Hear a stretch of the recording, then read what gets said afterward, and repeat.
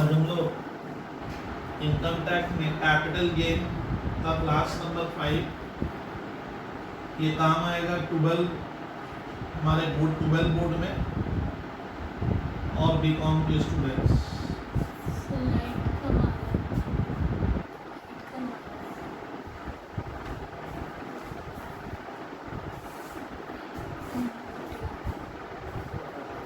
तो स्टूडेंट चलिए हम लोग पढ़े थे अगले क्लास में, क्लास नंबर 4 तक आप लोग देखिएगा, शॉर्ट टर्म और लॉन्ग टर्म, ठीक है। दो कैपिटल एसेट्स और शॉर्ट टर्म और long term capital gain.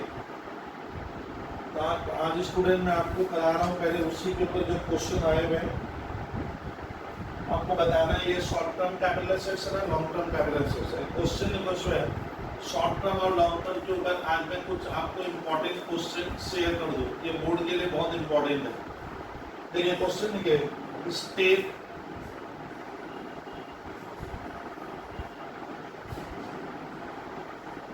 Giving reason whether the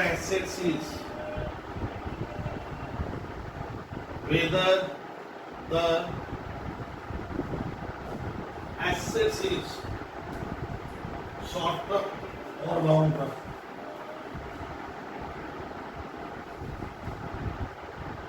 short term और लॉन्ग टर्म।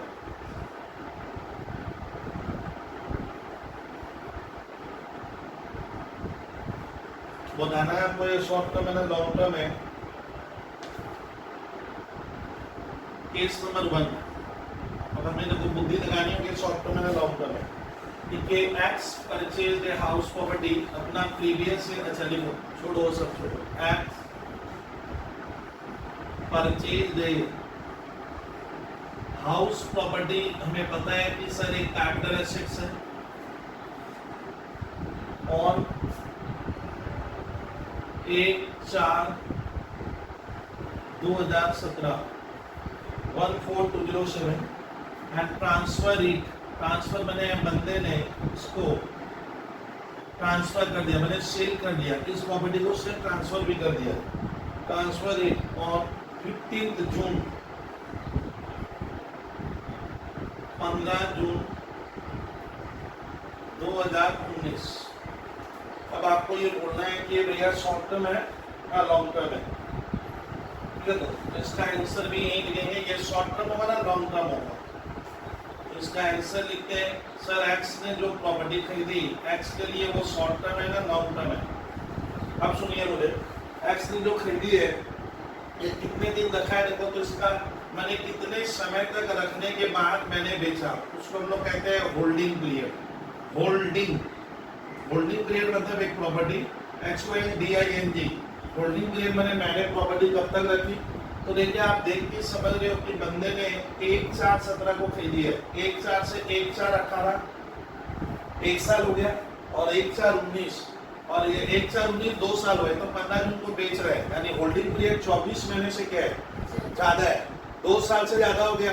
तो 24 मंथ्स मैंने बताया था कि इमूवेबल प्रॉपर्टी, लैंड और हाउस प्रॉपर्टी है कि इमूवेबल प्रॉपर्टी है, तो इसमें क्या होगा 24 महीने से ज्यादा है, तो ये लॉन्ग टर्म हो जाएगा। लिखो होल्डिंग पीरियड ऐसे लिख दो 24 मंथ्स प्लस, मतलब आपने स्कूल वाले टीचर को क्या लिखा था, होल्डिंग पीरियड 24 महीने से ज्यादा है, इसलिए किसमें चला जाएगा लॉन्ग टर्म। इसका आंसर होगा, लिखिए बैक देकर, ये कौन सी एसेट्स है लॉन्ग टर्म कैपिटल एसेट्स की कैटेगरीज में ये आएगा, लिख लीजिए। इस तरह से हमारे सर WB बोर्ड में पूछता है ये शॉर्ट टर्म है ना ये लॉन्ग टर्म है, विद्यार्थी तुम लोग बताओ। तो मैंने एक क्वेश्चन सॉल्व करा है, अब मैं लिखूंगा वाई परचेजेज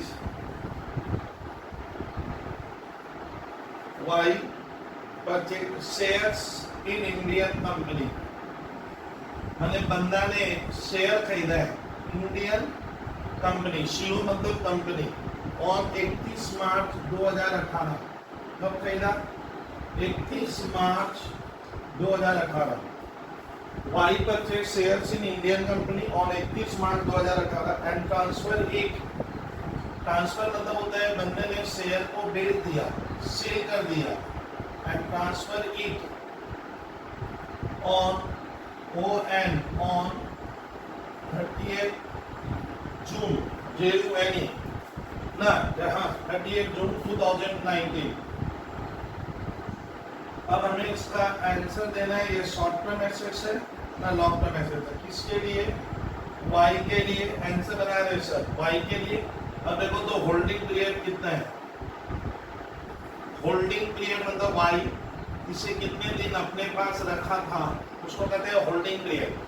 देखिए तो मैंने खरीदा था 31 मार्च 2018, 31 मार्च 2018 से 31 मार्च 2019 करोगे तो 1 साल हो गया। मैंने देख के लग रहा 30 जून 2019 को ये बेच रहे हैं, आप समझे क्या? 1 साल से क्या हो गया, ज्यादा है 1 साल से ज्यादा है। और शेयर मैंने बताया था कि अगर आप कोई शेयर खरीदते हो लिस्टेड कंपनी का शेयर, लिस्टेड किसको कहते हैं?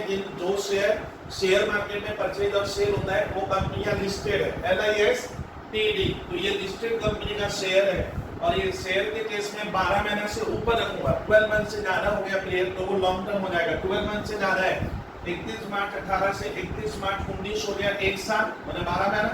और तो 30 जून को बेचा है उधर भी है, तो होल्डिंग पीरियड क्या हो गया 12 मंथ्स प्लस ये चला जाएगा शुद्ध इसमें लॉन्ग टर्म कैपिटल एसेट सी श्रेणी में जाएगा, बी हो गया अपना। Now see GATE acquired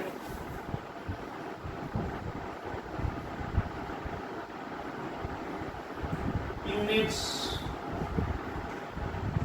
GATE acquired units of a mutual fund, of a mutual fund on 1st August 2018, 1st August 2018, and he transferred these units TRANSFER and he transferred these units, transfer मैंने बंदे ने बेच दिया units को, these units on 15 अगस्त 2019, 15 अगस्त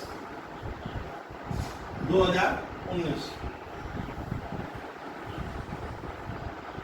अच्छा सुनो, इस बार मैंने क्या किया इसमें ध्यान से सोचिएगा कि जेट क्या खरीद है, लैंड बिल्डिंग नहीं। म्यूचुअल फंड भी सर मार्केट में बिकता है, तो म्यूचुअल फंड मैंने खरीदा, वहां यूनिट्स होते हैं जैसे 2, 3, 4 यूनिट्स, 4.5 यूनिट्स, 500 यूनिट मैंने नंबर। तो एक्स ने क्या किया, म्यूचुअल फंड खरीदा है, म्यूचुअल फंड खरीदा है। और वो भी कब, 1 अगस्त 2018 को। तो 1 अगस्त 2018 से 1 अगस्त 2019 कर लो, तो 1 अगस्त 2018 से 1 अगस्त 2019 करेंगे तो 12 महीना हो गया। तो और ये तो 15 अगस्त को बेचा है, मैंने 12 महीना। ये म्यूचुअल फंड को कितना महीना रखा है, 12 महीना। और हम लोग पढ़े थे कि अगर यूनिट्स ऑफ म्यूचुअल फंड खरीदते हैं, मैंने याद करो मैं बताया था यूनिट्स ऑफ म्यूचुअल फंड होता है of UTI, unit trust of India का, गवर्नमेंट का है, मैंने उसका यूनिट्स खरीदा। या units of mutual fund specified होते हैं जो इनकम टैक्स में, तो मैं मानूंगा ये यूनिट्स क्या है स्टूडेंट, यहाँ पे ध्यान रखना, ये स्पेसिफाइड म्यूचुअल फंड खरीदा है। और म्यूचुअल फंड में अगर हम 12 महीना उसको रख लेते हैं, जैसे शेयर खरीद लो वैसा ही होता है ये मोर और लेस, 12 महीना रख लोगे, 12 महीने के बाद बेचोगे, 12 महीना एक दिन पे, तो वो लॉन्ग टर्म हो जाएगा। तो यहाँ पे आंसर क्या होगा, जेड के लिए ध्यान से सोचिए, आंसर किसके लिए लिख रहे हो, जेड। होल्डिंग पीरियड क्या है, मैंने कितना दिन रखा, होल्डिंग पीरियड मैंने होता है रखा, तो ये 12 महीना तक पहले अपने घर में रखा, 12 मंथ्स क्या कर लेना, प्लस वर्ड यूज कर दो, प्लस में उससे ज्यादा रखा था, ये क्या हो जाएगा, लॉन्ग टर्म कैपिटल एसेट्स। और ये म्यूचुअल फंड कौन सा स्टूडेंट, स्पेसिफाइड है अंडर सेक्शन 10 में, हम ये मान लेंगे। मैं ये पढ़ा दिया हूँ, आप मेरा क्लास देख लीजिएगा। चलिए सर, अपने ABC में जो हमारे सर क्या होते हैं बीकॉम में, या सर हमारे WB बोर्ड में क्लास 12 में इस तरह के क्वेश्चन आते हैं, आपको शॉर्ट टर्म लॉन्ग टर्म बताने का रह गया। अब इंफॉर्मेशन सी के बाद डी में मैं यहाँ आ गया, डी में मैं लगा गया। अब इंफॉर्मेशन नंबर डी हम लोग जा रहे हैं स्टूडेंट इंफॉर्मेशन नंबर डी में। अब डी को सुनिए, डी परचेजेस हम लोग लिखेंगे, हाँ डी परचेजेस वर्ड है D purchases diamonds DIAMONDS diamonds आप समझते हो हीरा, और 15 अक्टूबर 15/10/2016 एंड ट्रांसफर इट, ट्रांसफर मैंने फिर खरीदने के बाद बंदे ने बेच दिया, ट्रांसफर इट टू सी, इसको बेचा मैंने, बी ने ये जो डायमंड्स खरीदे, डायमंड एक बहुमूल्य था सर आइटम है, मैंने सी को बेचा ऑन 25 दिसंबर 25/12/2019। अब मुझे बताना है डायमंड बी के लिए long term assets, capital assets है ना शॉर्ट टर्म। डायमंड मैंने बोला था ज्वेलरी, गोल्ड, डायमंड क्या है, कैपिटल एसेट्स में जाता है। जरा बुद्धि लगाइए, मैं थोड़ा सा इसको डिटेल में ले रहा हूँ। बंदा कब परचेस किया, आप चाहो तो ऐसे लिख लोगे 15/10/2016। अब यहाँ से एक सफर कराएंगे, मान लो 15/10/2017, एक साल हो गया, फिर 15/10/2018, क्या हो गया, 2 साल कवर हो गए, मैंने 2 साल हो गए। अब 15/10/2019 ये बेचा है 25/12/2019। मैंने ये डायमंड खरीदे हुए यहाँ से यहाँ तक का सफर मेरा 12 महीना हुआ, फिर गलत ध्यान दीजिए, यहाँ से यहाँ तक फिर 12 महीना हुआ, 12 महीना मैंने कितना दिन हो गया, 3 साल। और हम लोग पढ़े थे स्वयं नॉर्मल केस में क्या होता है, कोई भी लॉन्ग टर्म कैपिटल एसेट्स वो एसेट कैपिटल एसेट्स है जिसको हम 36 महीना से ज्यादा रखते हैं, 36 मंथ्स से ज्यादा। तो ये डायमंड बी ने क्या किया, 36 महीने से ज्यादा रखा है, यानी इसके लिए क्या हो गया, लॉन्ग टर्म हो जाएगा। आंसर लिखिए, आंसर बी के लिए होल्डिंग पीरियड कितना है, होल्डिंग मैंने मैं कितना दिन बेचने के पहले रखा था, होल्डिंग पीरियड होल्ड किया था मेरे नाम से, होल्डिंग पीरियड इस बार क्या है 36 मंथ्स प्लस इसका आंसर क्या होगा, यहाँ लिख दे रहा हूँ, long term capital assets LTCA का मतलब लॉन्ग टर्म कैपिटल एसेट्स की श्रेणी में क्या होगा, कैटेगरी में आप इसको डालिएगा। हम लोग 4 ऐसे क्वेश्चन किए, ई नंबर में रख रहा हूँ, ई नंबर लिखे, C purchase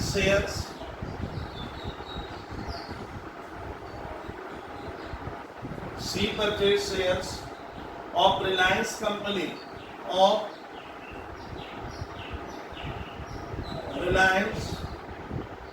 company from,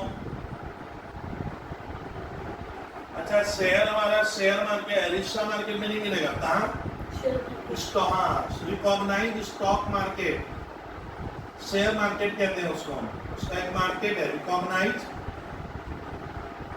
stock market, stock exchange लिखो, स्टॉक एक्सचेंज में जहाँ शेयर का लेन देन होता है, रिकॉग्नाइज है वो इन इंडिया। कहाँ से खरीदा मैंने, इंडिया के शेयर मार्केट से खरीदा है ऑन 1 जनवरी 2019, 1/1/2019। फिर these shares are transferred, these shares are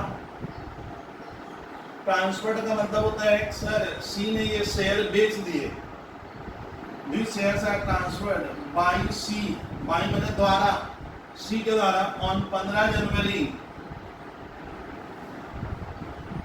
2020। अब देखिए तो स्टूडेंट यहाँ पे पहले बताइए, रिलायंस का मैंने शेयर खरीदा है, ये लिस्टेड कंपनी है, रिलायंस एक लिस्टेड कंपनी है, मतलब शेयर मार्केट में, इंडियन शेयर मार्केट में एक कंपनी लिस्टेड है, इसका शेयर परचेज सेल होता है। तो यानी रिलायंस एक लिस्टेड बने गया, जो लोग अपना दाखिला करा के रखा है रिकॉग्नाइज स्टॉक एक्सचेंज में, तो एक लिस्टेड कंपनी का शेयर होता है। मैंने बताया था अगर कंपनी लिस्टेड होती है तो अगर आप 12 महीना से ऊपर रख लोगे तो वो शेयर्स 36 महीने का नियम नहीं है, 12 महीने का नियम होता है लिस्टेड शेयर्स पे। तो 12 महीने से ऊपर रख लोगे तो लॉन्ग टर्म हो जाएगा, 12 महीने उससे कम है तो शॉर्ट टर्म। 1/1/19 से 1/1/19 से 1/1/2020 1/1/19 से तो 12 महीने तो हो गया, फिर 1/1/15 का मेरा 12 महीने से क्या है प्लस है। आंसर लिखिए, आंसर सी के लिए कौन सा आइटम लिखो, होल्डिंग पीरियड। सी के लिए सीधा क्या लिखेंगे, होल्डिंग मतलब ये कितना दिन रखा, होल्डिंग पीरियड। यहाँ पे 12 मंथ्स वाला फॉर्मूला लगेगा, 12 मंथ्स प्लस है तो इसमें जाएगा, आंसर लिखो long term capital assets, LTCA। इसका आंसर होगा long term capital assets.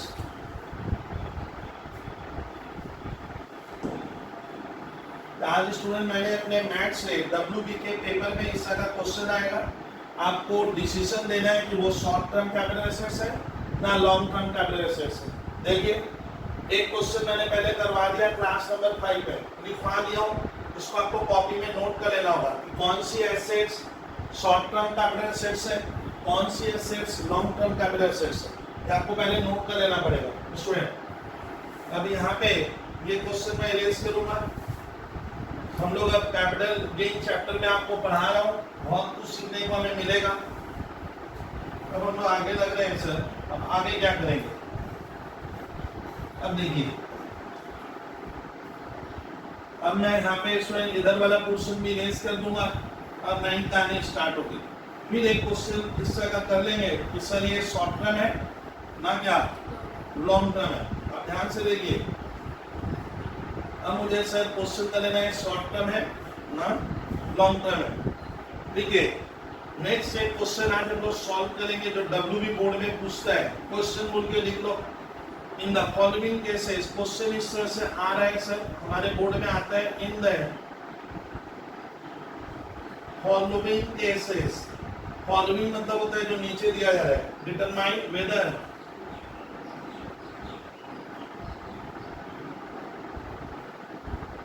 determine whether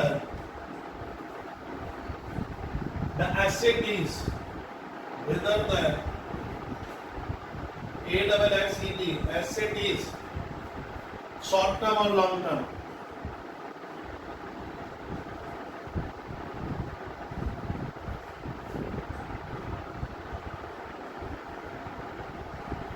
short term और long term capital assets.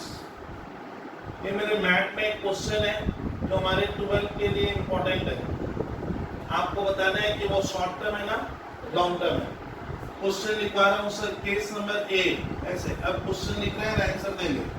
Amit holds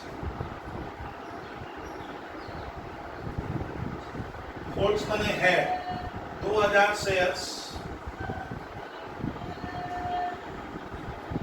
2000 shares in EICL company, EICL company which goes into liquidation, which goes into liquidation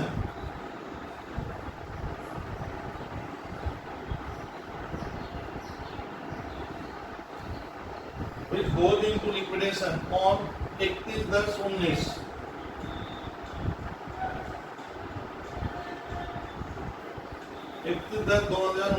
comma mister Amit purchase, mister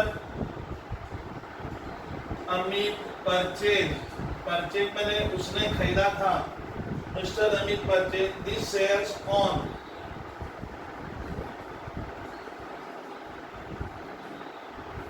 shares on 31/19,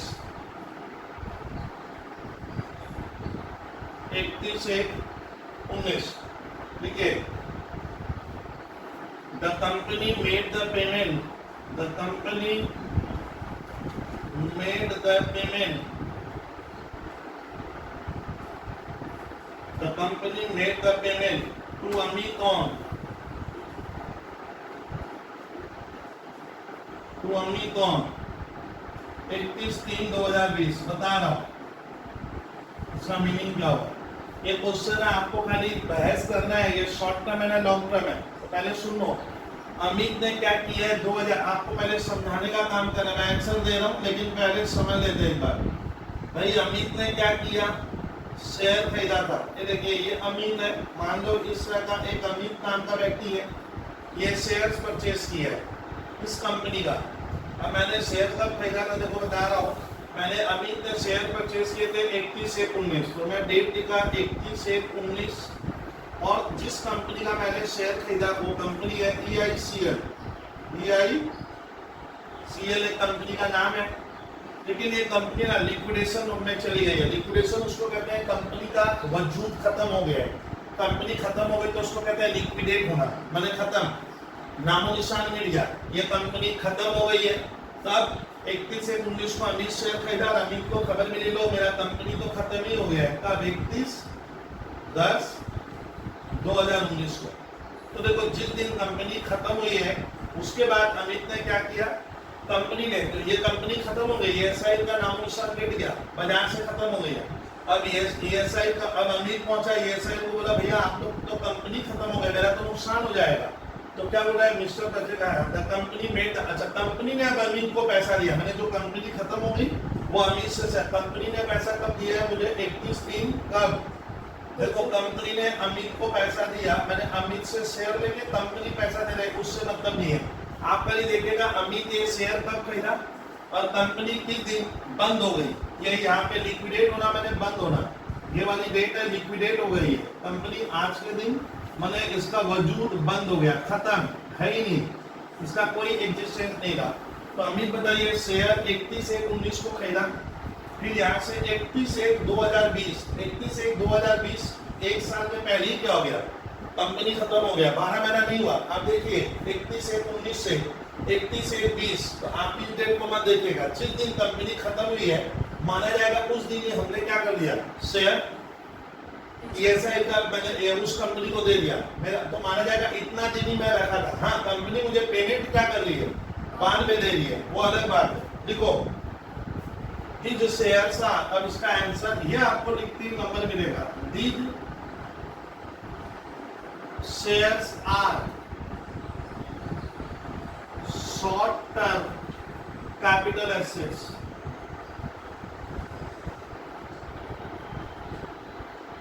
short term capital assets, because shares were held, because मैंने रखा गए थे, क्या shares में रखा था, were held मैंने ये शेयर अपने पास रखा था, shares were held for 9 months, यानी अमित क्या किया, इन शेयरों को सिर्फ क्या किया गर्ल्स, 9 महीना ही था इसके पास। दैट इज कब से, फ्रॉम एक, आप ऐसे लिखो, फ्रॉम 31/1/19 टू 31/10/19, माना जाएगा अमित इन शेयरों को, देखिए जनवरी महीना तो खत्म ही हो गया, फरवरी, मार्च, अप्रैल, मई, जून, जुलाई, अगस्त, सितंबर, अक्टूबर, यहाँ से आकर दूरी करोगे तो क्या होगा, 9 महीना ही रखा था।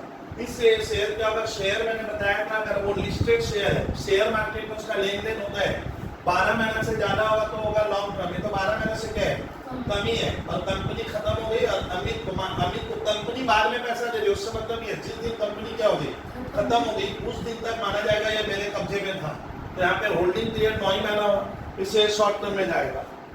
एक आंसर कराए, देखिए इस तरह के क्वेश्चन हमारे बोर्ड में आ जाते हैं। अब इसका 2 नंबर करते हैं, बी नंबर करते हैं क्वेश्चन का। देखो mister Bhim got a diamond ring, got मैंने मिला, ए diamond ring by way of gift, by way of gift, of WAY, by way of gift from his uncle,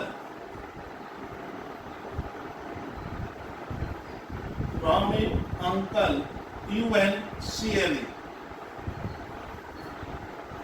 on 8/8/19,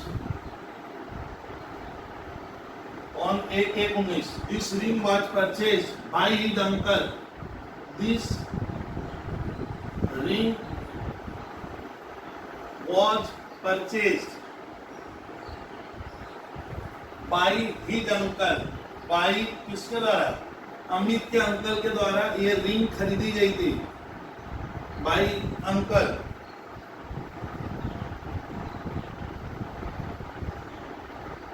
on 23/12/11.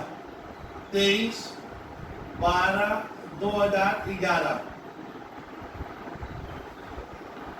फिर last line बहुत अच्छा question है ये. Mister Bhim sold this ring.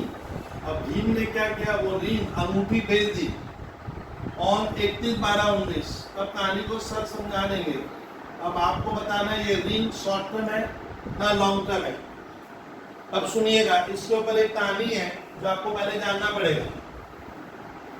लिखा है कि मिस्टर भीम को एक डायमंड, अच्छा ये डायमंड रिंग मैंने तो कैपिटल ऐसे मालूम है, तो ये तो बहुमूल्य हुआ ना, इसका वैल्यू बहुत ज्यादा है. ये गोल्ड ज्वेलरी की श्रेणी में चला जाता है. तो भीम ने क्या किया? एक डायमंड रिंग खरीदी नहीं है, बंदे को मिला है. देखो बाई वे ऑफ गिफ्ट. ध्यान रखिएगा स्टूडेंट, अगर आपको कोई कैपिटल एसेट गिफ्ट पे प्राप्त होती है, गिफ्ट मैंने फ्री में, मैंने भीम को तो फ्री में मिल गया, उसके चाचा उसे दे दिया, अंकल दे दिए.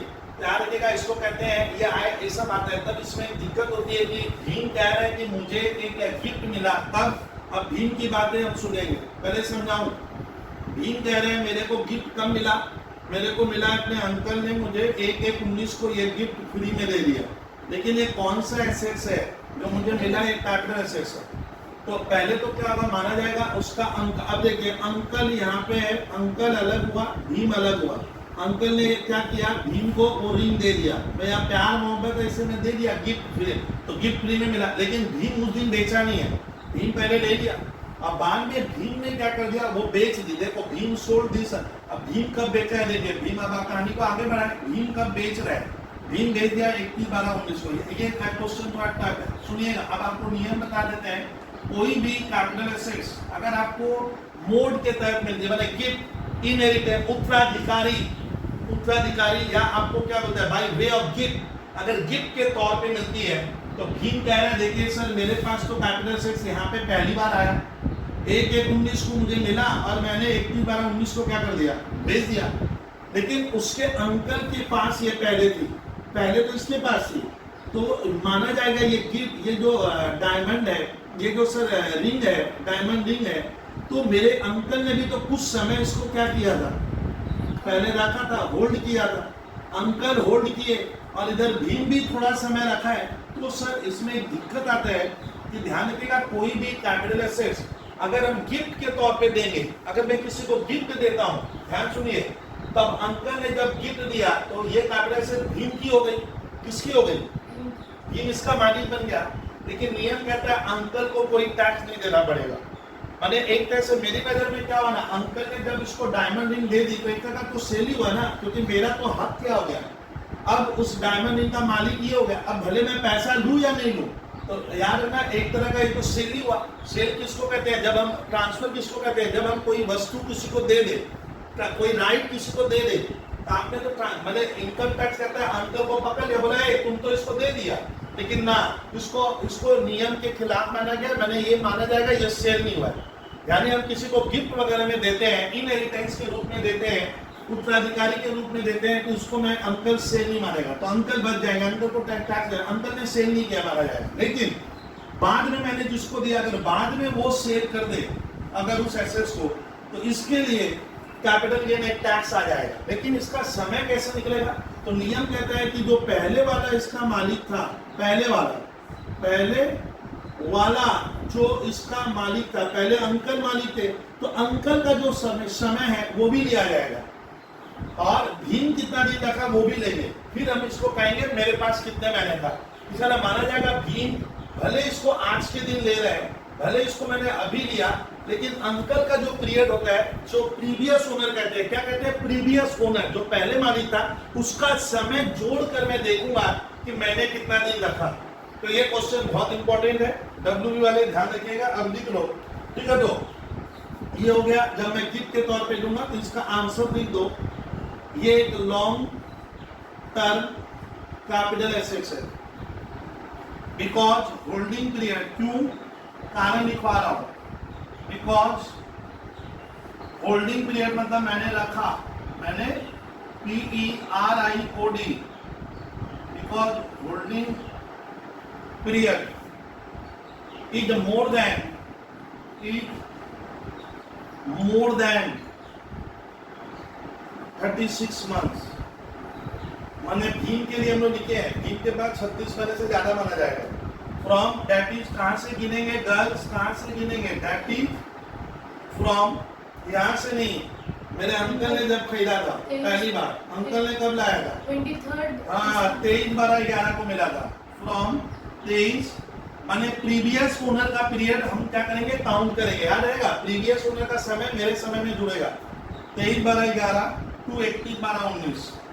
देखो कितना दिन हो गया, 36 महीने से गर्ल्स ही क्या है, ज्यादा लग रहा है, बहुत ज्यादा है।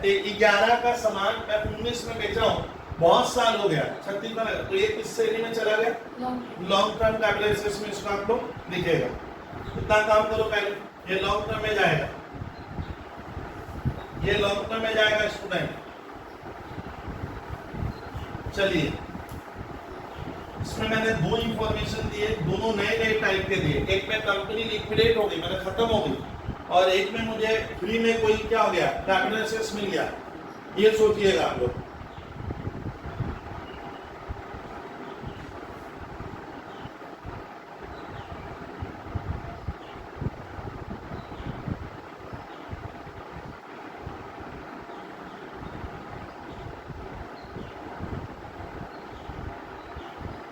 देखिए, अब सी नंबर लिखेंगे।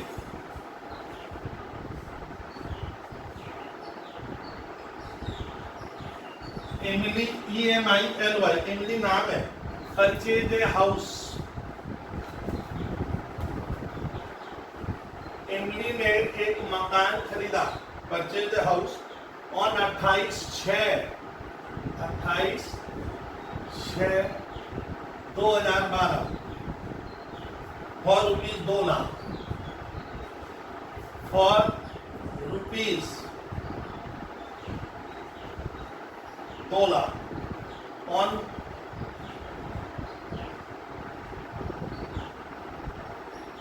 दो फुल स्टॉप हो गए हैं। फिर ऑन 15/6/2013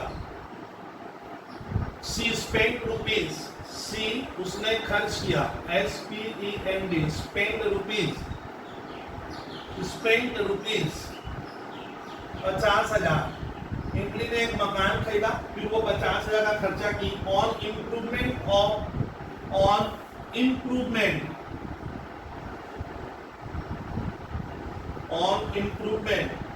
द हाउस,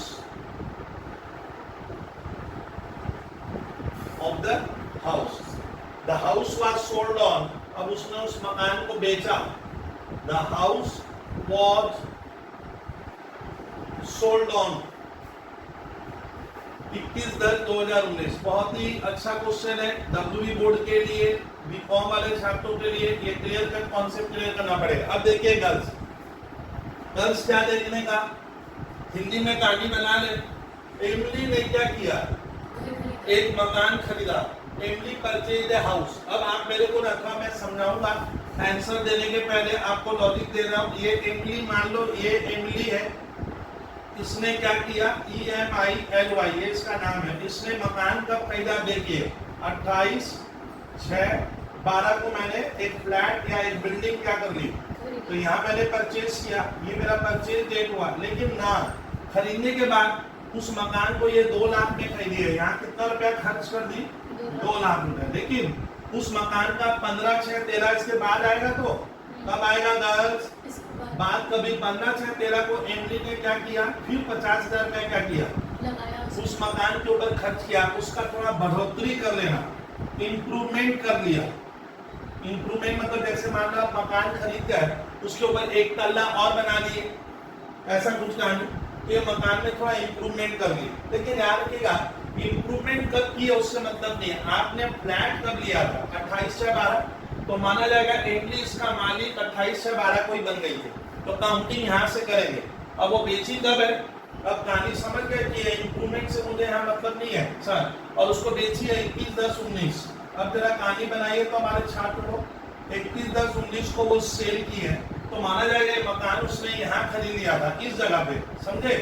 अब 28 से 12 से 21/10/19, 28 से 12 से 28 से 13, 28 से 14, 28 से 15 करते जाएंगे तो बहुत ज्यादा हो गया। अब बताइए लैंड एंड बिल्डिंग, मैंने बताया था हाउस क्या इमूवेबल प्रॉपर्टी है, लैंड एंड बिल्डिंग में 24 महीने का नियम, अगर मैं 24 महीना रखा हूं, अगर मैं 24 मंथ्स रखा हूं, अगर मैं 24 महीना से ज्यादा रख लूंगा तो वो लॉन्ग टर्म हो जाएगा। यहाँ पे क्लियर कट गर्ल्स के है 24 महीना के ऊपर है, बहुत ऊपर है, तो ये कौन सी संपत्ति मानी जाएगी, उसके लिए लॉन्ग टर्म होगा, उसके लिए लॉन्ग टर्म होगा, क्योंकि पीरियड ऑफ होल्डिंग 24 महीना से क्या है, ज्यादा है। लिखिए answer long term capital assets because holding period क्या girls, because holding period, holding मैंने रखा, holding period, because holding period is more then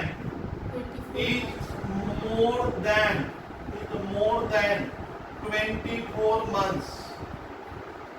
इस इमूवेबल प्रॉपर्टी को अगर हम 24 महीना के ऊपर रख लेते हैं, from 24 months, that is from कब से कब तक रखे थे, फ्रॉम 28/6/2012 से मेरे पास कब तक माना जाएगा 21/10/19। और इमूवेबल प्रॉपर्टी में नियम क्या है गर्ल्स, 24 महीना से ज्यादा रख लेते हैं तो उसका नाम पड़ जाता है लॉन्ग टर्म कैपिटल एसेट्स। और इमूवेबल प्रॉपर्टी में लैंड एंड बिल्डिंग, अगर मैं 24 महीना या उससे कम रखूंगा तब वो शॉर्ट टर्म होगा, यहाँ पे ज्यादा माना जाएगा। अच्छा हम लोग को काउंटिंग कहाँ से करना है सर, सफर यहाँ से नहीं होगा, यहाँ से जिस बार पहली बार क्या किया, हाँ खरीदा, वहां से स्टार्ट होगा। चलिए फिर सर सी मैंने लिखाया, अब ये डब्ल्यू बोर्ड में इस तरह से सर आपको एमसीक्यू क्वेश्चन की मैं तैयारी करवा रहा हूँ। एमसीक्यू 1 मार्क्स में जबरदस्त आते हैं सर।